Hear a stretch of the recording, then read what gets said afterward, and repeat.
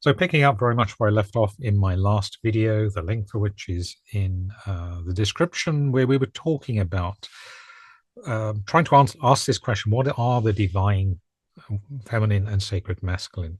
In this video, very briefly, I just wanted to offer some thoughts on whether the divine feminine archetype is primarily or should primarily be a model for girls and women to invoke and draw upon, and conversely the sacred masculine for males. Now that seems to be the traditional view if you look at what a lot of mythologists teach and also what some psychologists teach. One renowned writer in this area from the world of psychology is Jean Shinoda Bolen, who wrote two very best-selling books, Goddesses in Every Woman and Gods in Every Man. I read them some time ago, and I must admit I found them very disappointing. They were clearly very well received, but I'm not a psychologist, but I was very doubtful of her theory, even though she's clearly very well practiced, that you can kind of pigeonhole the overriding traits, the overriding behaviors, the psychological conditions that someone is expressing in terms of archetypes.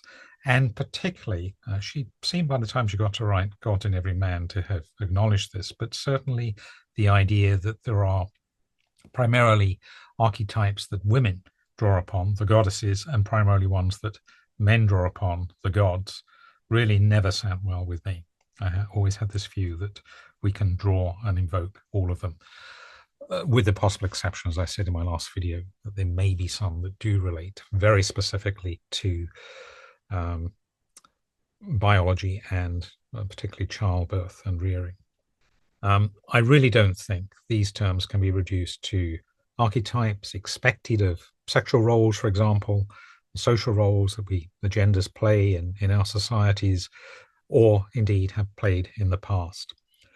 If they represent energies, they must be in a dance. So very much like the yin and the yang symbol, the black and the white, polarities coming together, but both being contained within the other, sometimes swaying together, almost coming into a bit of a mist. Certainly those sometimes clear lines between the black and the white, which is often the way the yin-yang symbol is drawn, colored, seeming to merge together. I find it quite difficult to know where the line really is. The qualities they represent don't seem to me to pertain exclusively to men or to women or to biology.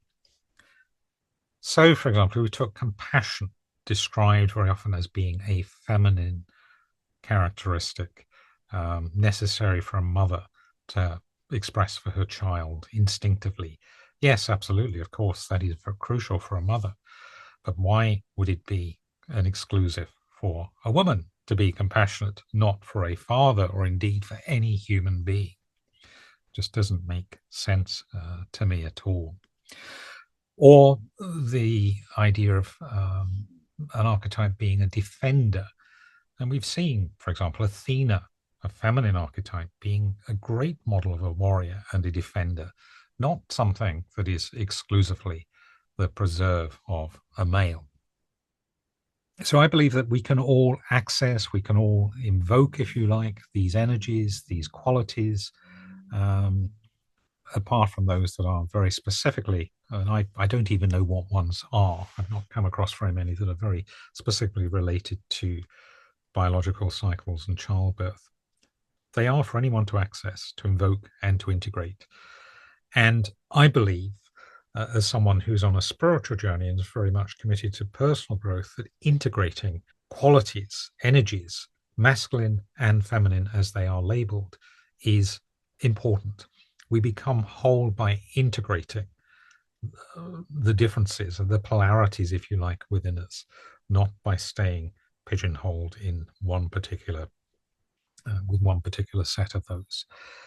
It may be that some come to the fore more or less at different points in our life, but for me, the journey is around integration, not separation.